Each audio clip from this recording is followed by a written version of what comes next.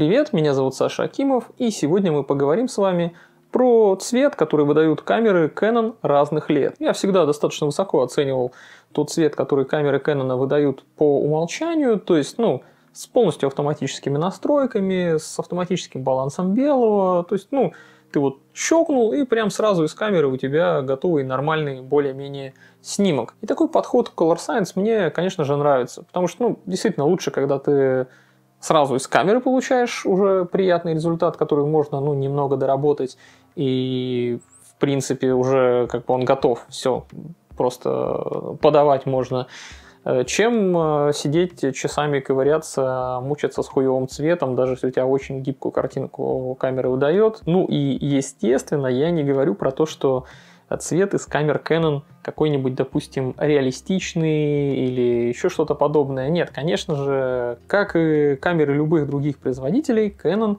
врет. Но врать можно, в общем-то, по-разному. Можно, конечно, как-то нелепо, убого врать, как паренек из мема, а можно врать красиво. То есть, как это говорится, гладко стелет, когда человек заливает какую-то чушь вроде бы, но он настолько это красиво и грамотно делает, что тебе, в общем-то, даже нравится, когда тебе этот человек лапшу на уши вешает. Ты прекрасно понимаешь, что он сейчас несет какую-то белиберду, но тебе, в принципе, весело и приятно. Как какие-нибудь истории про то, кто какую там рыбу вытащил, вот такую там или вот такую.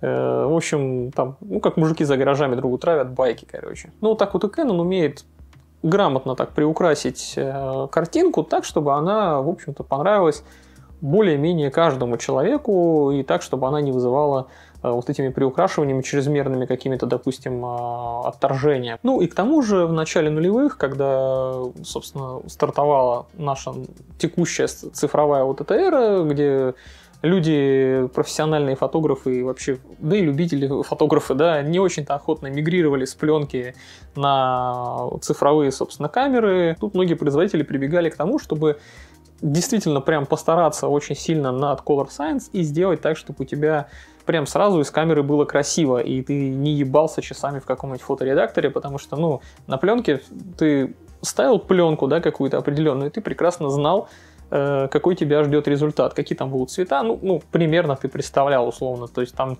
не нужно было тебе на посте с ней как-то мудохаться, если ты на слайдовую пленку снимаешь, то там вот тебе Провия с реалистичным цветом, вот тебе Вельвия с чрезмерно насыщенным, то есть ты получаешь сразу готовый результат, о котором ты, в принципе, плюс-минус заранее знаешь, что ты там сейчас получишь на пленку. Это мы, конечно, не говорим про извращения какие-то с проявкой, какой-нибудь передержкой, недодержкой и всякой вот этой вот хренью.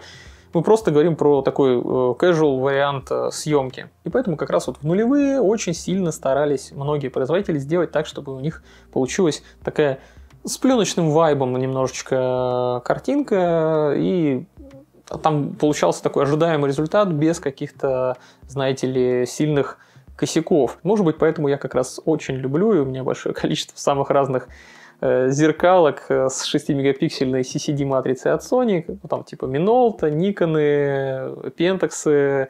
Это просто замечательный цвет. Про распрекрасную 6-мегапиксельную матрицу мы поговорим гораздо позже, до нее когда-нибудь доберемся тоже. А сегодня мы все-таки поговорим про CMOS-сенсоры Canon разных лет. Я взял с собой 3 камеры, вышел погулять и сделал на каждую из них одинаковые снимки с одинаковыми абсолютно настройками, плюс-минус с одинаковым кадрированием, потому что все-таки фокусные расстояния отличались у камер. Тем не менее, здесь у всех диафрагма f5.6, везде автоматический баланс белого, все, что касаемо цвета здесь в автомате. Экспокоррекция одинаковая, ISO одинаковая, все идентично, все полностью настройки.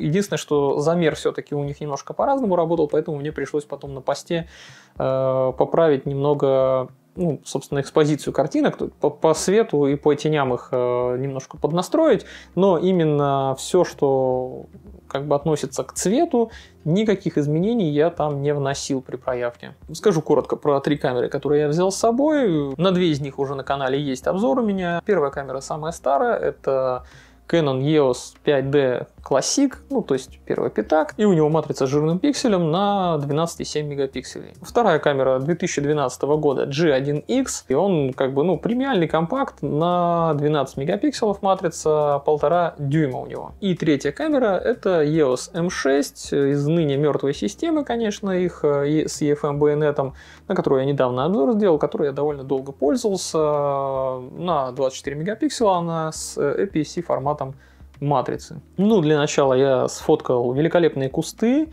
Тут вот сверху можно увидеть сгущающиеся облака. И первопятак сделал такую не очень контрастную картинку. Зеленые листья слегка уведены в теплый тон.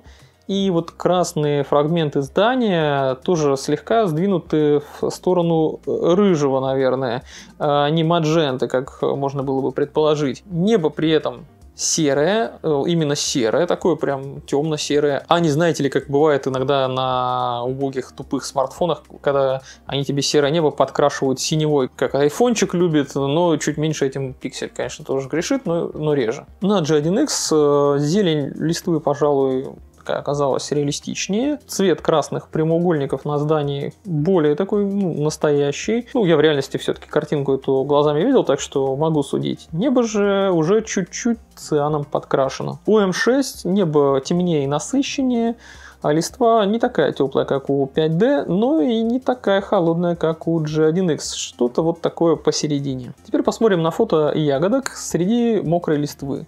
На фото с 5D опять цвета получились какие-то слегка блеклые.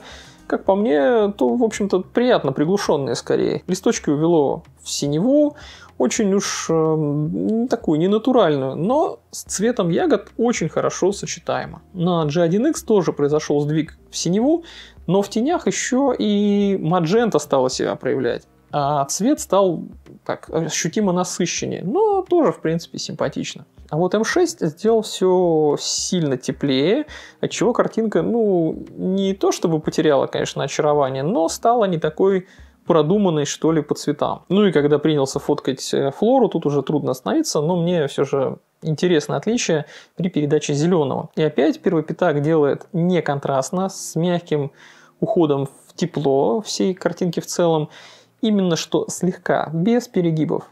Синие цветки, правда, сдвинулись в фиолетовый оттенок. Чуть-чуть, вот прям едва-едва. G1X делает, в общем, тоже симпатично, но уже насыщеннее.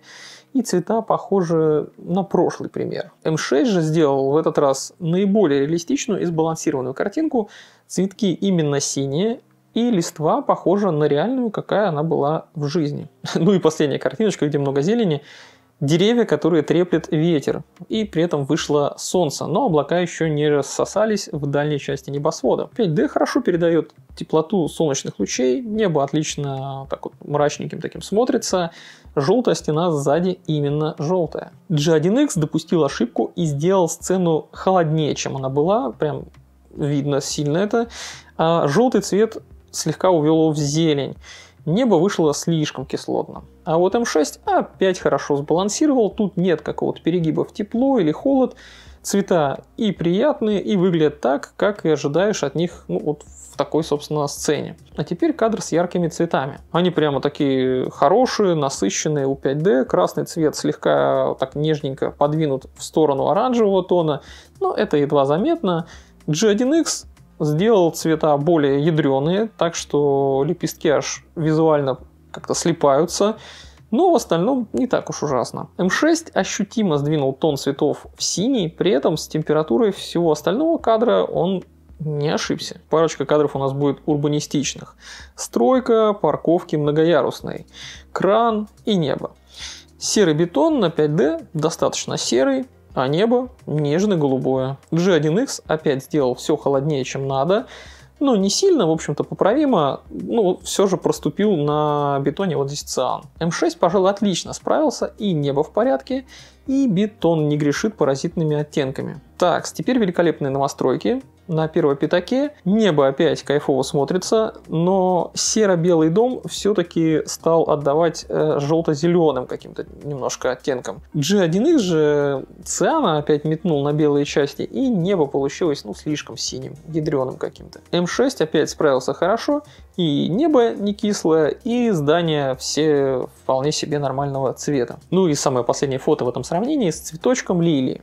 5D приглушил зеленый и сделал его слегонца теплее. Сами лепестки нежно-желтые, с сиреневыми прожилками и сочной такой рыжей пыльцой. G1X сделал зелень холодной и перенасыщенной. И на газоне сзади проявилась маджента, хотя ее там вообще-то и не было и в помине. M6 произвел стабильно хороший кадр, и зелень не ядреная, и цвета очень честные. Ну и какие же выводы мы можем сделать из этого познавательно-развлекательного видео? Ну, как я и в самом начале говорил, у всех камер цвет отличается, но при этом он у всех по-своему неплохой. Лично мне во всем этом сравнении больше всего нравится, конечно же, цвет у Canon 5D Classic, потому что, ну, во-первых, он делался как раз-таки, чтобы завлечь всяких пленочных староверов на новую камеру, уже цифровую, и поэтому у него наиболее странный цвет из всех троих. Странный, но по-хорошему такой приятный и интересный. Нежный, не очень контрастный и кое-где уводит в тепло, ну, чуть сильнее, чем это должно быть, наверное. Мне такой подход по душе, ну, кому-то, может, он и не понравится, тут в этом как бы нет ничего страшного. Я же лично получал от первого пятака достаточно приятные ощущения и сделал на него немало хороших, замечательных кадров. G1X оказался местами чуть более реалистичным, но при этом он чаще, конечно, ошибался почему-то в сторону холода, то есть он наоборот как-то перехолаживал цвета, небо делал слишком ядрено-синим, у него постоянно проступал где-то циан, там, где, в общем-то, его не должно было быть, такой паразитный какой-то оттенок. И также у него иногда почему-то в тенях особенно, да, проявлялась маджента, там, где ее тоже, в общем-то, не было. Но в целом это какими-то катастрофическими или ужасными ошибками не назовешь. Нет ничего там такого, что с файлами, да, с G1X невозможно было бы сделать на постобработке, буквально там двинув 2-3 ползунка, все это поправить. То есть это не такая большая проблема, но все же не особо приятно, когда камера требует дополнительного такого внимания к балансу белого. Ну, M6 оказался самым таким вот сбалансированным и зрелым, что ли, по цветам. То есть у него картинка, она близка по цветам к реальным, но, опять же, она все равно приукрашенная, но не так, чтобы очень сильно. Тут нет никаких перегибов ни в сторону там слишком теплой картинки, ни в сторону слишком холодной картинки.